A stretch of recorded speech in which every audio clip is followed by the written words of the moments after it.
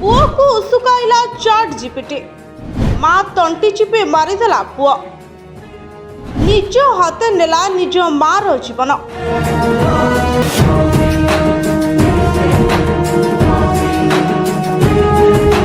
एबे सारा विश्व रे चहल पकाई एआई सफलता जतिकी विपद को सेतिकी निमंत्रण करुछि एआई।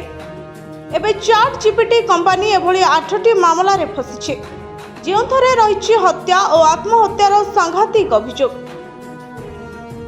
56 वर्षीय पुओ 83 वर्षीय माँ को निर्मम भाव में पिटिला एहा परे गला चिपी हत्या कला।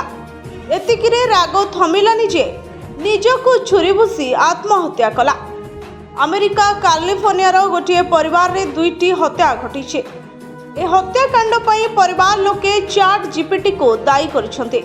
मृतकों संपर्कों अभियोग चाट जीपीटी पुओ को एते भयभीत एवं उसकाउथला जे से प्रथमे तांको मां को हत्या करथिले एवं परे निजे आत्महत्या करथिले।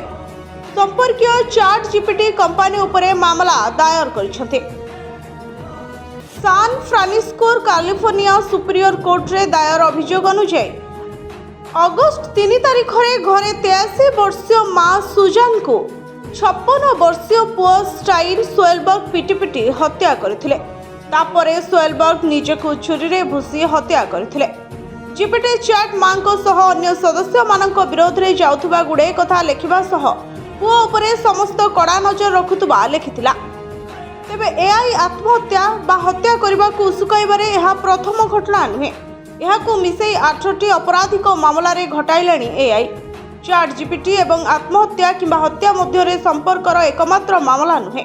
चाट जीपीटी पछरे थिबा कंपनी अन्य 7टी मामला मध्य लड़ुछे जहा दाबी करुछि चाट जीपीटी लोकमानकु आत्महत्या एवं जीवन प्रति विपदपूर्ण भ्रम आड़कू ठेली देउछे जदिओ सेमानंकर पूर्वरु कोनोसी मानसिक स्वास्थ्य समस्या नथिला।